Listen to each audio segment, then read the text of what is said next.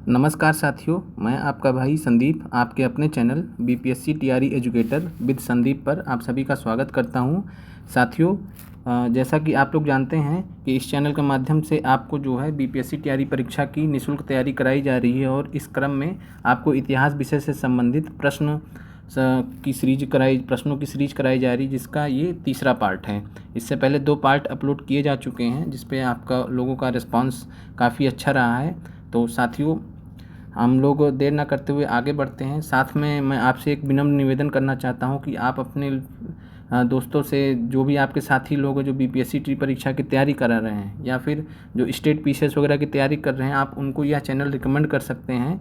और साथियों, आप लोग के सहयोग से ही यह चैनल आगे बढ़ सकता है और आपको यहाँ पे जो है निःशुल्क शिक्षा की जो है पूरी तैयारी की, उसके तहत पूरी तैयारी की जाएगी आपको बीपीएससी टी परीक्षा, पीआरटी और अदर एग्ज़ाम्स की। तो साथियों, देर न करते हुए हम लोग आगे बढ़ते हैं। इसमें जो पहला प्रश्न है, प्रश्न संख्या 91, और साथ में मैं आपको बता देना चाह रहा हूँ साथियों, यह जो पेपर मैं करा रहा हूँ ये बीपीएससी टीआरई 2.0 का पेपर है, प्राइमरी टीचर का, पीआरटी का। और साथियों, यह पेपर हुआ था 14 दिसंबर 2023 को। और साथियों, 14 दिसंबर 2023 को यह पेपर हुआ था। और इस पेपर में साथियों हिस्ट्री से, इतिहास विषय से 16 प्रश्न पूछे गए हैं और इसमें ज़्यादातर जो प्रश्न हैं साथियों, ये आपके इतिहास विषय से हैं। तो साथियों, हम लोग देर ना करते हुए प्रश्नों पे आते हैं। और यह साथियों सेट ए, हम लोग जो देख रहे हैं ये सेट ए का पेपर है, क्योंकि बीपीएससी की साइट पे हमेशा सेट ए का पेपर ही अपलोड किया जाता है। तो हम लोग आगे बढ़ते हैं साथियों। अब इसमें जो पहला प्रश्न है, 1857 के विद्रोह के नेता कुंवर सिंह किस स्थान से संबंधित थे? तो साथियों, इसको आपको जो ऑप्शन के हिसाब से जो सही जवाब है वह है जगदीशपुर।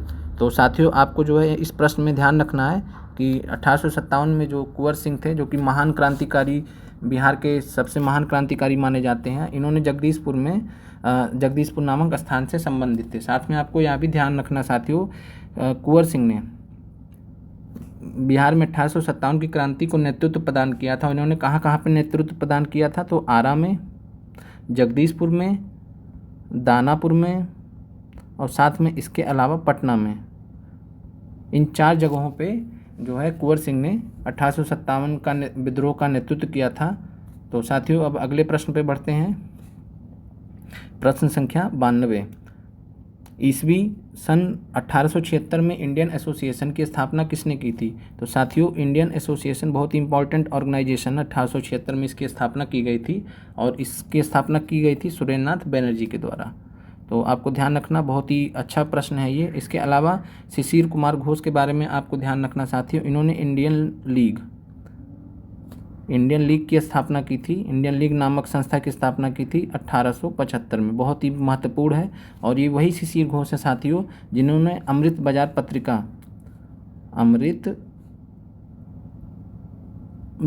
पत्रिका नामक अखबार का प्रकाशन किया था।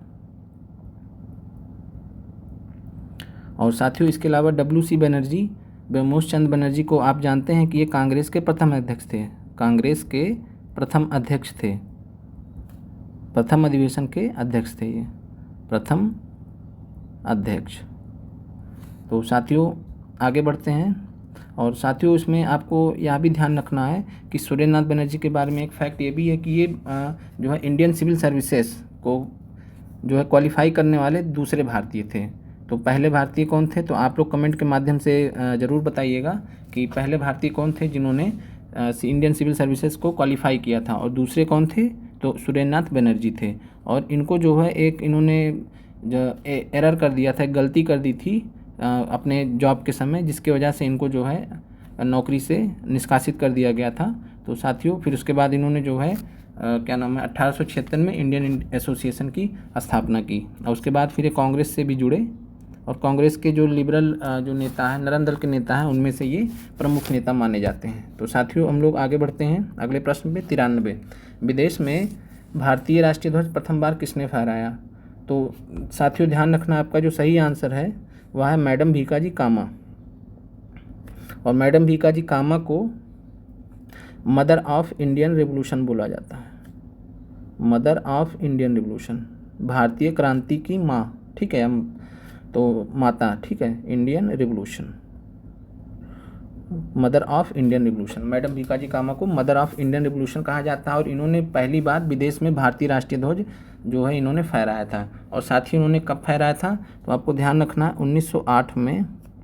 और कहाँ पे फहराया था साथियों, तो स्टटगार्ट जो कि जर्मनी में एक जगह है। तो साथियों मैं यहाँ पे लिख दे रहा हूँ जर्मनी।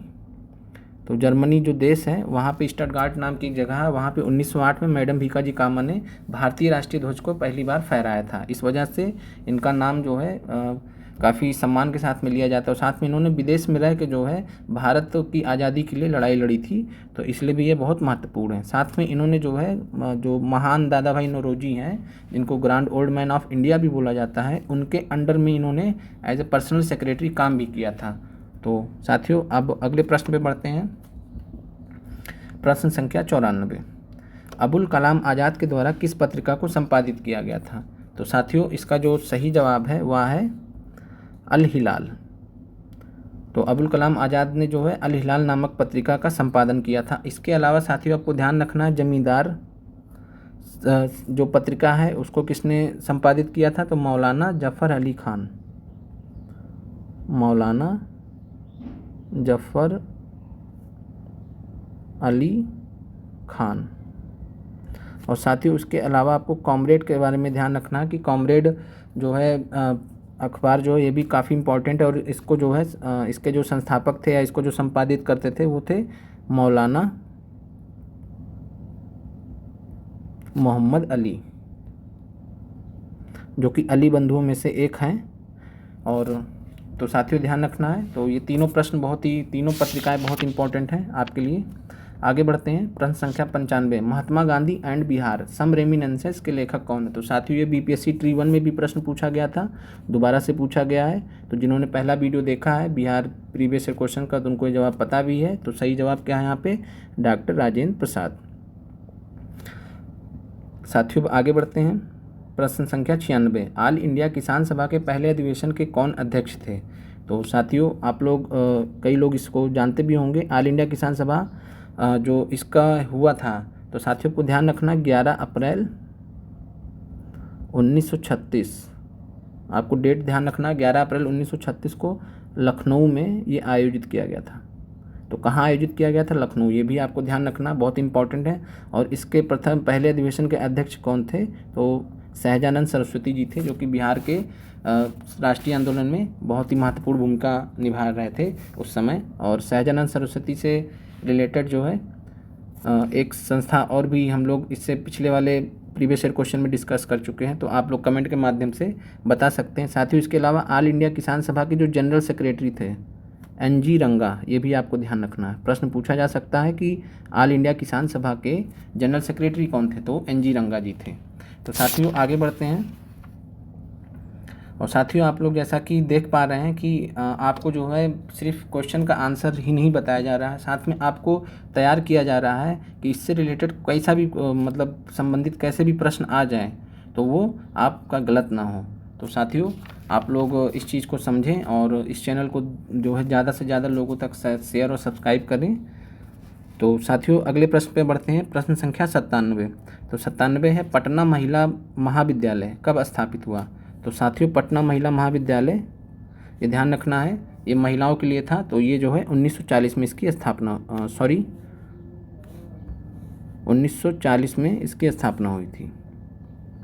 तो साथियों आपको ध्यान रखना। और इसकी स्थापना से संबंधित जो महिला थी उनका नाम है मदर MJ जोसेफिन। तो मदर MJ जोसेफिन है। और ये जो है एक संस्था है, जनरल थी एपोस्टिक कार्मल करके, जनरल ऑफ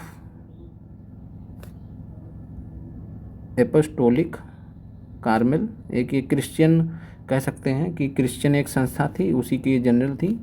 तो आपको मदर MJ जोसेफिन ध्यान रखना बस। बाकी पटना महिला विद्यालय की स्थापना कब हुई, तो 1940 में। आगे बढ़ते हैं साथियों। 98 प्रश्न में अंतरिम सरकार में डॉक्टर राजेंद्र प्रसाद के पास कौन सा विभाग था। तो आप लोग को ये बहुत आंसर कई बार प्रश्न पूछे गए हैं, तो आपको पता है खाद्य एवं कृषि। तो साथियों खाद्य एवं कृषि का विभाग किसके पास था? फूड एंड एग्रीकल्चर मिनिस्टर कौन थे? तो हमारे डॉक्टर राजेंद्र प्रसाद जी थे। इसके अलावा साथियों रक्षा मंत्रालय का विभाग किसके पास था? तो सरदार बलदेव सिंह। ध्यान रखना है, प्रश्न पूछा जा सकता है, सरदार बलदेव सिंह। इसके अलावा वित्त मंत्रालय किसके पास में था? तो मुस्लिम लीग के लियाकत अली। ठीक है साथियों, तो वित्त मंत्रालय आपको लियाकत अली। और आगे बढ़ते हैं साथियों, प्रश्न संख्या 99, किस वर्ष ऑल इंडिया वीमेंस कॉन्फ्रेंस की स्थापना की गई? तो साथियों इसका जो सही जवाब है वह है 1927। तो आपको जो है ये बहुत ही महत्वपूर्ण प्रश्न है, ये रिपीट भी हो सकता है, तो आपको ध्यान रखना है। तो ऑल इंडिया वीमेंस कॉन्फ्रेंस की स्थापना जो है कब की गई थी? 1927 में। और इसकी स्थापना जो है किसने की थी? तो मार्गरेट बहनें थीं, मार्गरेट बहनें थीं। और साथ में जो है अमृत कौर जो है फाउंडिंग मेंबर्स में थे, एक थी, लेकिन अगर पूछे स्थापना किसने की थी तो मार्गरेट बहनें। साथ में अमृत कौर भी इससे जुड़ी हुई थी। और आपको ध्यान रखना है जो इसकी पहली सेक्रेटरी थी, फर्स्ट जो इसकी सेक्रेटरी थी ऑल इंडिया वीमेंस कॉन्फ्रेंस की, तो फर्स्ट सेक्रेटरी कौन थी? तो कमला देवी चट्टोपाध्याय। बहुत इंपॉर्टेंट पर्सनालिटी हैं कमला देवी चट्टोपाध्याय। जब महिलाओं की बात आती है भारत के राष्ट्रीय आंदोलन में तो कमला देवी चट्टोपाध्याय बहुत ही इंपॉर्टेंट हैं। ठीक है साथियों, तो हम लोग आगे बढ़ते हैं साथियों, प्रश्न संख्या 100 पे। बंगाल विभाजन 16 अक्टूबर 1905 को किस दिवस के रूप में मनाया गया? तो साथियों आपको ध्यान रखना है कि बंगाल विभाजन जो है वो 16 अक्टूबर 1905 को इसको जो है ऑफिशियल कर दिया गया था, और ऑफिशियली जो है इसको अनाउंस कर दिया गया था, लागू कर दिया गया था एक हिसाब से कह सकते हैं। तो इसको जो है शोक दिवस के रूप में जो भारतीय क्रांतिकारी थे या भारतीय आंदोलनकारी थे जो इसका विरोध कर रहे थे, बंगाल इसका पूरा नर्व सेंटर बना हुआ था, केंद्र बिंदु था बंगाल, तो ये आपको ध्यान रखना है। और बंगाल विभाजन जो है किस गवर्नर जनरल के समय में हुआ था? तो ये लॉर्ड कर्जन, आपको ध्यान रखना है। तो लॉर्ड कर्जन के समय में, जो कि 1899 से 1905 के बीच में जो है ये भारत के वायसराय या गवर्नर जनरल थे। और साथियों इसके अलावा आपको जो है 2 डेट और याद रखनी है बंगाल विभाजन से रिलेटेड। तो बंगाल विभाजन को सबसे पहली बार जो है कब पब्लिश किया गया था कि बंगाल का विभाजन किया जाएगा? तो सबसे पहली बार 20 जुलाई 1905 को सरकार ने अनाउंस किया, सरकार ने घोषणा की कि जो है बंगाल विभाजन के बारे में सरकार विचार कर रही है। उसके बाद उसके विरोध में 7 अगस्त 1905 को, बहुत इंपॉर्टेंट है, 7 अगस्त 1905 को साथियों ये 20 जुलाई को आपको घोषणा होती है, और 7 अगस्त 1905 को स्वदेशी आंदोलन इसके विरोध में स्टार्ट हुआ, स्वदेशी आंदोलन स्टार्ट हुआ। और साथियों इसको बंग भंग आंदोलन भी कहा जाता है, और ये बहुत ज़्यादा पॉपुलर भी हुआ फिर, और इससे रिलेटेड बहुत प्रश्न पूछे जाते हैं, इसके बारे में हम लोग डिटेल में डिस्कस करेंगे। तो साथियों इस प्रश्न का जो सही जवाब है वो है शोक, तो शोक दिवस के रूप में मनाया गया था। तो साथियों आगे बढ़ते हैं, प्रश्न संख्या 101, किस आंदोलन के दौरान बिहार विद्यापीठ की स्थापना की गई थी? तो साथियों इसका जो सही जवाब है वह है स्वदेशी आंदोलन। तो स्वदेशी आंदोलन कब हुआ था? 1920 से 1922 के बीच में। और ये साथियों आप लोग को जानना चाहिए कि यह चौरी चौरा कांड जो कि 4 फरवरी 1922 को हुआ था, उसके कारण जो है 12 फरवरी को 1922 को गांधी जी ने जो ये स्वदेशी आंदोलन है इसको बंद कर दिया था, इसको कह सकते हैं क्लोज कर दिया था, वापस ले लिया था। और आपको ध्यान रखना है ये 6 फरवरी 1921 को जब स्वदेशी आंदोलन चल रहा था, तो 6 फरवरी 1921 डेट आपको ध्यान रखनी है। 6 फरवरी 1921 को बिहार विद्यापीठ की स्थापना की गई थी, किसके द्वारा? महात्मा गांधी के द्वारा। क्योंकि जहाँ भी महात्मा गांधी जी का नाम आएगा वो इम्पोर्टेंट हो जाता है, तो महात्मा गांधी जी का जो है इन्होंने जो है स्थापना किया था।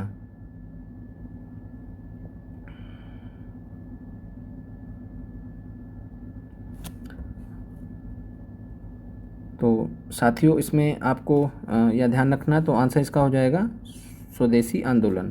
और इसके अलावा इसके जो पहले चांसलर थे, ठीक है साथियों, तो बिहार विद्यापीठ के जो पहले चांसलर थे आपको ध्यान रखना है, तो जो फर्स्ट चांसलर थे, फर्स्ट जो चांसलर थे वो थे मौलाना मजहरुल हक, मजहर उल हक। और इनसे संबंधित साथियों मदरलैंड नाम की पत्रिका है। तो आपको अगर प्रश्न आए कि मदरलैंड नाम की पत्रिका का संपादन या किसने किया, तो मदरलैंड पत्रिका से संबंधित जो कौन है, मौलाना मजहरुल हक। और इन्हीं ने ही ज़मीन दी थी जिसके ऊपर बिहार विद्यापीठ की स्थापना की गई थी। और किसने की थी बिहार विद्यापीठ की स्थापना? गांधी जी ने। और ये कब हुआ था? स्वदेशी आंदोलन के टाइम। तो साथियों अगले प्रश्न पे आगे बढ़ते हैं। 102 में 1917 में चंपारण आने का निमंत्रण महात्मा गांधी जी को किसने दिया था? तो साथियों ये प्रश्न बहुत बार, अनंत बार पूछा गया है बीपीएससी के एग्जाम्स में। और साथियों इसका जो सही जवाब है सभी लोग जानते हैं, राजकुमार शुक्ला। तो 1917 में चंपारण आने का जो न्योता दिया था राजकुमार शुक्ला ने। आपको साथ में साथियों ये भी ध्यान रखना है कि राजकुमार शुक्ला ने जो है चंपारण का मुद्दा कांग्रेस के किस अधिवेशन में उठाया था? तो 1916 लखनऊ कांग्रेस के अधिवेशन में। 1916 लखनऊ कांग्रेस के अधिवेशन में पहली बार जो चंपारण नील किसानों का जो है जो खेती करते थे नील की, उनका जो मुद्दा था वो कांग्रेस के पास कब पहुंचा था? तो 1916 के लखनऊ कांग्रेस के अधिवेशन में। और साथियों ध्यान रखना है कि राजकुमार शुक्ला जो है ब्रज किशोर प्रसाद के साथ में गए थे। ठीक है साथियों, तो ब्रज किशोर प्रसाद के साथ में गए थे। और राजकुमार शुक्ला कौन थे? तो ये एक वहाँ के लोकल लीडर थे, लोकल किसान नेता थे, स्थानीय किसान नेता थे। और इन्होंने एक और आपको यहाँ पे पॉइंट ध्यान रखना है, गणेश शंकर विद्यार्थी एक इम्पॉर्टेंट पर्सनालिटी हैं बिहार में भी उस समय थे। और गणेश शंकर जो विद्यार्थी हैं, तो साथियों गणेश शंकर विद्यार्थी के सलाह पर उन्होंने सलाह दिया था कि आप गांधी जी से मिलने जाइए, वही आपकी जो समस्या है, जो नील किसानों का जो समस्या है वो आपको दूर कर सकते हैं। तो क्वेश्चन पूछे साथियों कि जो है किसने राजकुमार शुक्ला को सलाह दी थी कि वो कांग्रेस से में अपना जो चंपारण का मुद्दा लेके जाए या गांधी जी से मिलने जाए? तो गणेश शंकर विद्यार्थी ने। और ये राजकुमार शुक्ला जी किसके साथ गए थे? तो ब्रज किशोर प्रसाद के साथ में। आगे बढ़ते हैं साथियों। प्रश्न संख्या 103 बहुत इंपॉर्टेंट प्रश्न है। द व्हील्स ऑफ हिस्ट्री, इतिहास के पहिए नामक पुस्तक किसके द्वारा रचित थी? तो बहुत ही इंपॉर्टेंट है ये साथियों, है राम मनोहर लोहिया जी का। तो आंसर इसका हो जाएगा राम मनोहर लोहिया जी। और इसमें साथियों आपको ये भी ध्यान रखना है कि राम मनोहर लोहिया की एक और पुस्तक है जो कि पूछी जा सकती है, guilty man of India's partition. तो guilty man of India's partition. ठीक है साथियों, यानी भारत के विभाजन के जो दोषी व्यक्ति हैं उनके बारे में उससे संबंधित एक टर्न का नाम है। तो बुक का नाम क्या है? Guilty man of India's partition. तो ये भी राम मनोहर लोहिया जी की पुस्तक है। इसके अलावा व्हील्स ऑफ हिस्ट्री तो है ही। तो साथियों बाकी हम लोग जयप्रकाश नारायण के बारे में डिटेल में आगे करेंगे। तो साथियों अब इसके बाद जो है प्रश्न संख्या आता है 104।